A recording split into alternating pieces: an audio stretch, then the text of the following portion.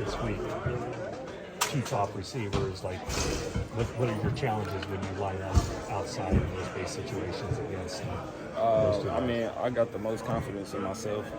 I believe in my technique, and what I've done so far this season, I feel like I can match up against any receiver that you put in front of me.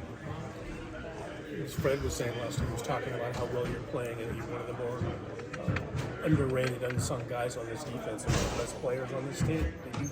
Do you feel like you've arrived in that way? Yeah, but I still feel like I got more to prove for myself. You know, just with me setting the standard and goals for myself. There's a lot of great players on this team, so it's hard to get noticed. You know? But I kind of want to pay attention to it. I'll just do my 111 and I'm going to try to be the best person for this team. When you look at yourself on film now, and then maybe you look back, I don't know if you ever do look back, but you think about what you were like when you first came in the league. How different are you as a player? I'm way different, more confident, play faster, and just the knowledge of the game, you can tell it's so beneficial. You're facing one of the best running quarterbacks in the league this week. What unique things does that present for a defensive back when you know if you commit too soon to the run, you're in trouble, and he just can put you in no man's land sometimes, right? Oh yeah, it's gonna start with being disciplined, and you know, with us in the back end, we got to keep our eyes on our luggage, you know, just to make sure that we let them guys up front eat. Not all guys that are outside corners are all that keen on moving inside the slot. These Kyle's experiments. It's just a completely different position.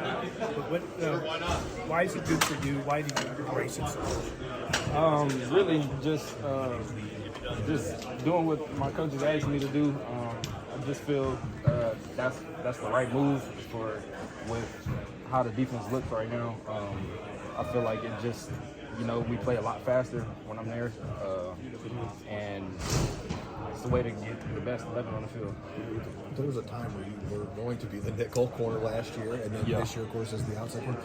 What is the transition like, though, when you have to kind of go back and forth? How hard is it? I really wouldn't even say it's hard. You know, just about locking in to the little details. You know, being at nickel, you got a more of a run fit also, so you got to be aware of that. So it's just kind of the studying. I would say it's a bit more, you know, because you got to read body language and, you know, splits and, you know, different kind of things. But I wouldn't really say it was hard. So is it kind of like riding a bicycle? Like, did it come back to you when you start going inside? Oh yeah. When everything, just knowing that I played there my rookie year and then a little bit of last year, when I was just hearing the same terminology, it started clicking. It made it a lot more slower. And so in practice, you're doing roughly 2/3 outside and 1/3 inside. Is that about right? Yeah. What have you seen behind the scenes from Ambry over the course of this season? It seemed like you made a couple really physical plays in Seattle. Have you been seeing that in practice? Oh, yeah. You know, it's just all about the want to. I felt like last year he didn't really, I wouldn't say he didn't want to, but it just took some time for him. You know, he had COVID season, he took off, so it was just kind of a setback for him. I see a confident player. You know, he's very confident in his technique and his physical ability, and you can tell that he's been in the weight room more often. Do you guys have just one practice set aside for nickel, or is that you guys do it all 3 days? Oh yeah, all 3 days.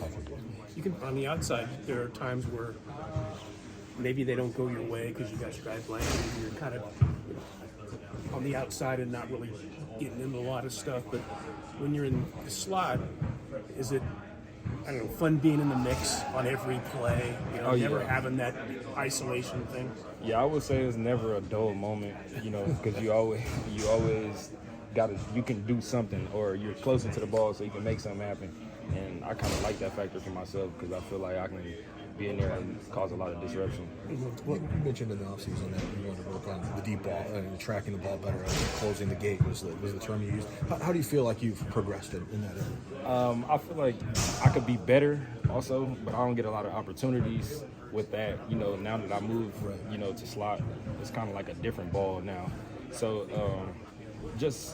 I feel like I've been pretty good with it so far. You know, I feel like it was a lot of plays that I could have made also, you know, for the ones that got made on me. But I feel like all of them have been contested and great coverage. I just got to make the play and finish it. How much did you learn from K1 and Jimmy seeing how they attack those roles? Oh yeah, from just the knowledge aspect, I learned a lot from Jimmy, and just seeing and catching the field thing, I learned a lot from K1 also.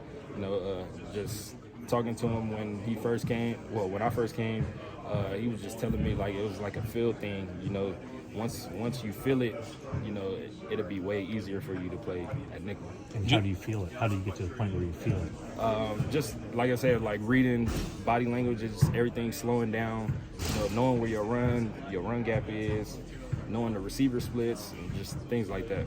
Jimmy had to learn it on the fly last year. Did you Yeah. pick up anything from him in terms of the study habits and what it took to do that? Yeah, for sure. A lot. Jimmy done helped me a lot, you know, with just becoming a player in this league. Just by his guidance, you know, his words of encouragement.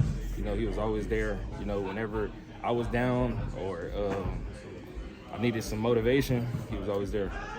You stay in contact with those guys? Oh yeah, for sure. We talk almost every day. You know, whenever I'm posting a video or a picture, or vice versa, you know, we slide up, talk to each other. They keep an eye on you to tell you what you're doing right and wrong? Oh yeah, for sure. You know, they're like big brothers. All right, thank you. Especially, I think every year they're showing out, but this year especially, seeing the faithful in huge numbers on the road has been really fun to see. And they're not only just showing up. I mean, they're showing out with how loud they get. I find myself at times on the road like waving my arms up, trying to get the crowd loud, like on the road. I mean, that just is unheard of. So if there's a lot of red in the stands this game, that'd be awesome.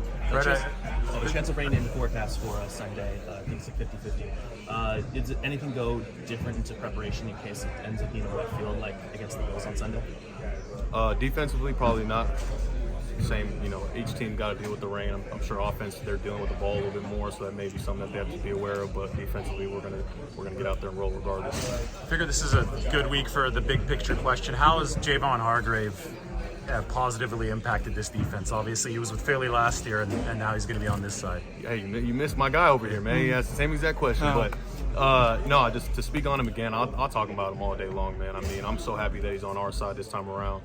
He's such a disruptive force in the middle, and I talked about how consistent he's been all season long. He fits exactly the type of character and the type of players that we have on this team. So from day one, he fit right in, and we're going to need him big time this game moving forward. Turks has fumbled in 5 straight games.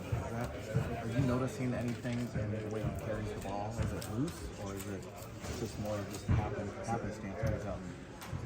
I mean, some of those, you know, it's just like bad luck, especially like last game versus the Bills. They're kind of trying to make a draw play, and the handoff gets kind of fumbled around. They're not on the same page. I'm sure they want to obviously limit a lot of those turnovers, and it's our job to force them. A little off topic here, but your jacket was on point in Seattle. How do you top that? Hey, thanks, man. I don't get a whole lot of love for my fits before the game, but I don't know. I don't know what I'm rocking quite yet this week. We'll see. But thanks for the shout out. What's the best fits on the team besides yourself? Man, there's a lot to go around. Obviously, Ray McLeod is very proud about the way that he dresses to the game. Deebo Samuel's another one of them. Even Big Trent, Big Trent Williams, very fashionable. I think Brock Purdy takes the cake though. The way that he comes rolling into the games, the nice little t-shirt and pants usually. So very professional. I can respect it. Absolutely, more of the Kirk Cousins look. Very respectful.